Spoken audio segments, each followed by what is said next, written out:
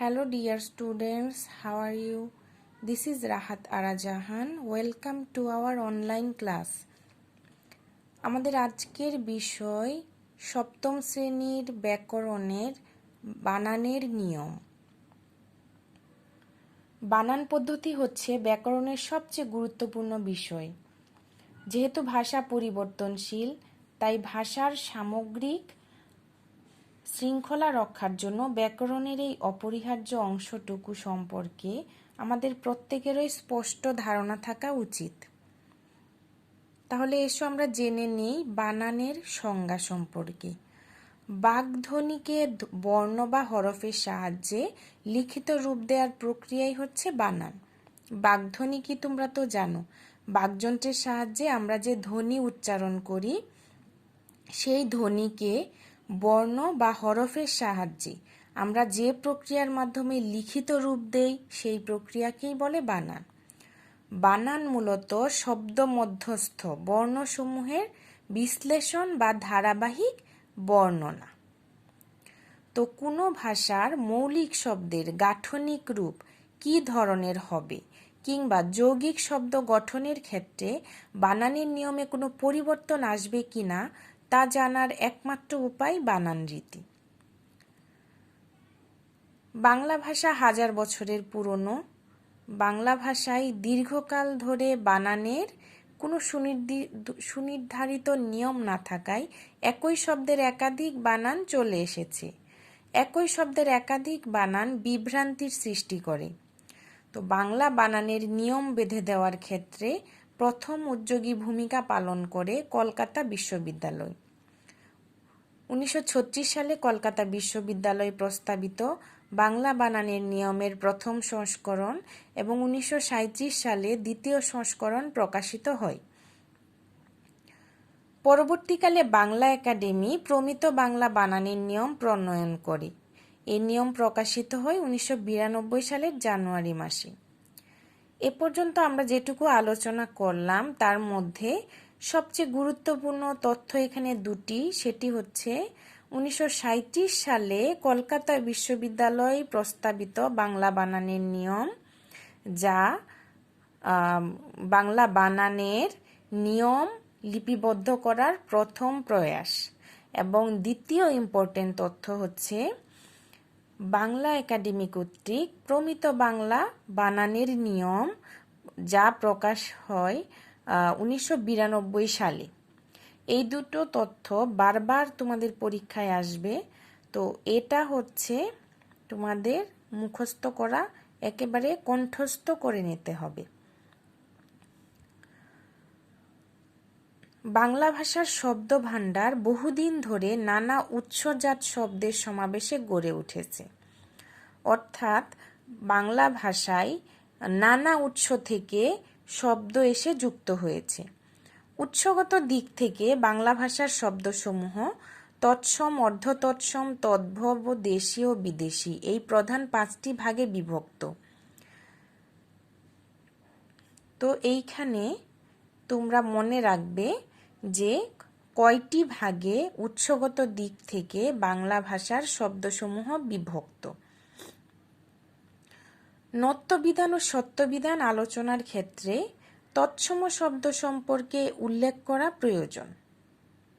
সংস্কৃত থেকে সরাসরি যেসব শব্দ বাংলা ভাষায় এসেছে সেগুলোই হলো তৎসম শব্দ। তৎ বলতে বোঝায় সংস্কৃত, অর্থাৎ যা সংস্কৃতের মতো তাই হচ্ছে তৎসম। বাংলা ভাষায় ব্যবহৃত শব্দগুলোর মধ্যে যেসব শব্দ তৎসম কেবল সেগুলোর বানানে মূর্ধন্য ন এবং মূর্ধন্য স ব্যবহৃত হয়। তৎসম শব্দের বানানে মূর্ধন্য ন ও মূর্ধন্য স প্রয়োগের বিশেষ নিয়ম রয়েছে। লক্ষণীয় যে দন্তন্য এবং মূর্ধন্য ন এর মধ্যে ধ্বনিগত বা উচ্চারণগত কোনো পার্থক্য নেই। তদ্রূপ দন্তস্ব এবং মূর্ধন্য স এর মধ্যেও ধ্বনিগত বা উচ্চারণগত কোনো পার্থক্য নেই, কিন্তু বানানের ক্ষেত্রে এদের সুনির্দিষ্ট প্রয়োগবিধি বা ব্যবহার রয়েছে। বানানের ক্ষেত্রে কিভাবে দন্তন্য মূর্ধন্য ন হয়ে যায় এবং কিভাবে দন্তস্ব মূর্ধন্য স হয়ে যায় তা জানা প্রয়োজন।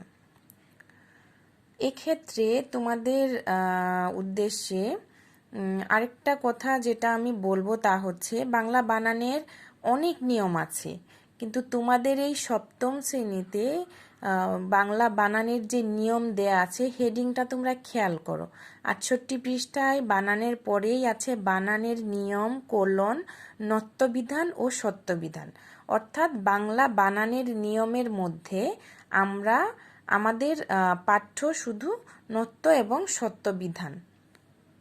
তো এসো আমরা প্রথমে নত্যবিধান সম্পর্কে আলোচনা করি। তৎসম শব্দের বানানে মূর্ধন্য নয়ের সঠিক ব্যবহারের নিয়মকে নত্যবিধান বলে, যেমন ঋণ, তৃণ, চরণ প্রভৃতি। নত্যবিধানের নিয়মাবলী। প্রথম নিয়মের দিকে সবাই খেয়াল করো। তৎসম শব্দে রি, র, মূর্ধন্য স এই তিনটি বর্ণের পরে এবং এই তিনটি বর্ণ রি, র, স এদের যে সংক্ষিপ্ত রূপ, অর্থাৎ রি এর সংক্ষিপ্ত রূপ রিকার, র এর সংক্ষিপ্ত রূপ রফলা, আর র এর সংক্ষিপ্ত আরেকটি রূপ হচ্ছে রেফ, এবং মূর্ধন্য স এর আরেকটি রূপ হচ্ছে ক্ষীয়। এরপরে মূর্ধন্য ন ব্যবহৃত হয়, যেমন রি বা রিকারের পরে মূর্ধন্য ন কিভাবে বসে সেটা তোমরা এখানে দেখো। ঋণ, তারপর হচ্ছে ঘৃণা, রিকারের পরে মূর্ধন্য ন, র এর পরে মূর্ধন্য ন, বরণ, কিরণ, র এর পরে মূর্ধন্য ন বসেছে, রফলা এর পর মূর্ধন্য ন, মুদ্রণ, শ্রেণী, শ্রেণীতে রফলার পরে মূর্ধন্য ন বসেছে, রেফ এর পর মূর্ধন্য ন, যেমন অর্ণব, কর্ণ, মূর্ধন্য স এর পর মূর্ধন্য ন, যেমন দূষণ, বর্ষণ, ভাষণ। ক্ষীয়, ক্ষীয়টাকে যদি আমরা বিশ্লেষণ করি, তোমরা জানো ক্ষীয় একটা যুক্ত বর্ণ, ক্ষীয় বিশ্লেষণ করলে হয় ক যোগ মূর্ধন্য স, তো এর পরে মূর্ধন্য ন হয়, যেমন ক্ষণ, প্রশিক্ষণ, শিক্ষণ। মূর্ধন্য ন মূর্ধন্য স এর পরে যুক্ত হয়ে যুক্ত ব্যঞ্জন গঠন করলে তা শয়ে নয়ে এর রূপ নেই। উদাহরণটা খেয়াল করো। উষ্ণ, ক্ষয়িষ্ণু, তৃষ্ণা। ২ নাম্বার নিয়মের দিকে মনোযোগী হও। একই শব্দের মধ্যে রি, রিকার, র, রেফ, রফলা অথবা মূর্ধন্য স এর যে কোনোটির পরে যদি স্বরবর্ণ, কবর্গ, পবর্গ এবং অন্তস্থ অ, জ, হ কিংবা অনুসার এসব বর্ণের এক বা একাধিক বর্ণ থাকে, তবে তার পরবর্তী দন্ত ন মূর্ধন্য ন হয়, যেমন অর্পণ, কৃপণ, দর্পণ। ৩ নাম্বার নিয়ম। যুক্ত ব্যঞ্জনে ট বর্গের বর্ণগুলোর পূর্বে দন্তন্য ন এর পরিবর্তে মূর্ধন্য ন হয়। ট বর্গের বর্ণগুলো ব্র্যাকেটে দেওয়া আছে, ট, ঠ, ড, ঢ। এদের আগে যদি দন্তন্য ন যুক্ত বর্ণ থাকে সেটা কিন্তু দন্তন্য ন হবে না, সেটা দন্তন্য ন না লিখে আমরা লিখব মূর্ধন্য ন, যেমন কণ্টক, ঘণ্টা, কণ্ঠ, এগুলোতে মূর্ধন্য ন আছে, তো আমরা এদের উপরে অবশ্যই অর্ধমাত্রা দিব, পূর্ণমাত্রা দিব না।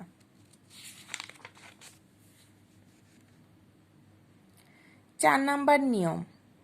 প্র, পরা, পূর্ব, অপর। বলো তো এগুলা কি? হ্যাঁ, ঠিক বলেছ, এগুলা হচ্ছে উপসর্গ এবং অনুসর্গ। এগুলোর পর অনহ শব্দ বসলে অনহ শব্দের দন্তন ন মূর্ধন্য ন হয়, যেমন পূর্বাহ্ন, অপরাহ্ন। 5. কতগুলো তৎসম শব্দে স্বভাবতই মূর্ধন্য ন হয়? এগুলা তোমাদের মুখস্থ করতে হবে। এটা কোনো নিয়ম ছাড়াই সবসময়ই মূর্ধন্য ন হবে, যেমন অনু, কোণ, গণ্য, তৃণ, পণ্য, বিপণী প্রভৃতি। নত্য বিধানের ক্ষেত্রে কিছু বানানে দন্তন্য হবে, এগুলোতে মূর্ধন্য ন হবে না। 1 নাম্বার নিয়ম, যুক্ত ব্যঞ্জনে ত বর্গের অর্থাৎ ত, থ, দ, ধ দন্তন্য নয়ের পূর্বে দন্তন্য ন হয়। অর্থাৎ যুক্ত ব্যঞ্জনে ত বর্গের পূর্বে দন্তন্য হয়, যেমন দুরন্ত, শান্ত, বন্দুক। 2. রি র স এর পর স্বরবর্ণ ক বর্গ, প বর্গ, অন্তস্থ জ, অন্তস্থ অ, হ কিংবা অনুসার ব্যতীত অন্য বর্ণ থাকলে পরবর্তী দন্তন্য ন মূর্ধন্য ন হয় না, যেমন অর্জন, বর্জন, দর্শন ইত্যাদি।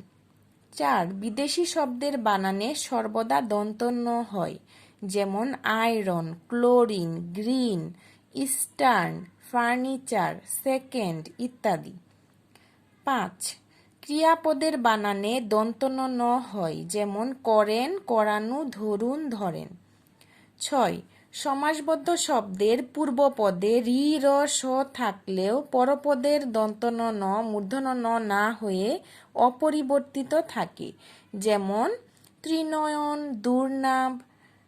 দুর্নাম, মৃগনাভি, সর্বনাম। এবার এসো আমরা সত্যবিধান নিয়ে আলোচনা করি।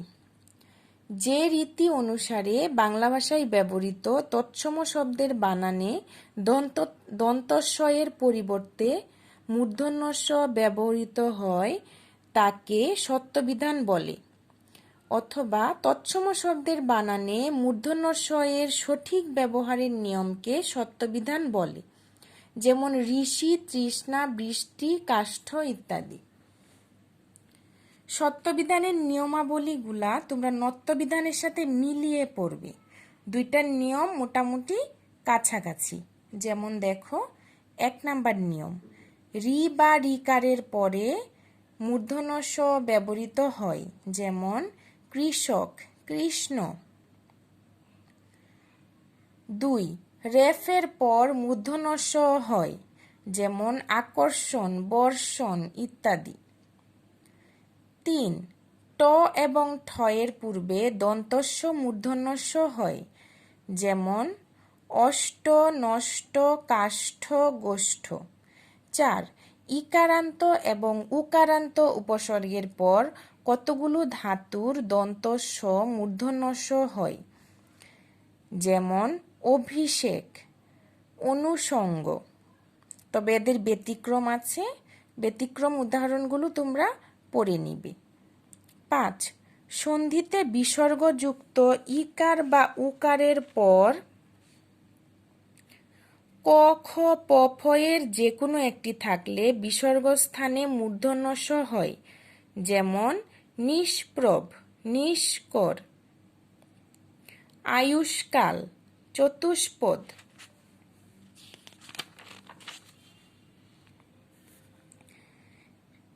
7.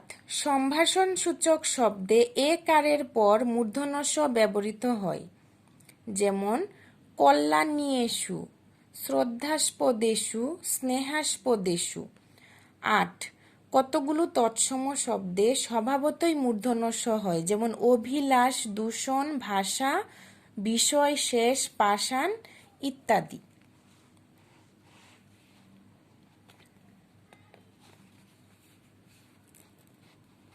কিছু কিছু বানান আছে যেগুলাতে সত্যবিধানের নিয়ম খাটবে না, যেমন তদ্ভব বা খাঁটি বাংলা শব্দে দন্তস্ব হয়, এখানে মূর্ধন্য স হবে না, যেমন মিনসে। 2. স্বরেয় স্বরেয়া বর্ণে বিসর্গ থাকলে অতঃপর ক খ প ফ থাকলে সন্ধিতে বিসর্গের স্থানে দন্তস্ব হয়, যেমন নমস্কার, তিরস্কার, মনস্কাম। 3.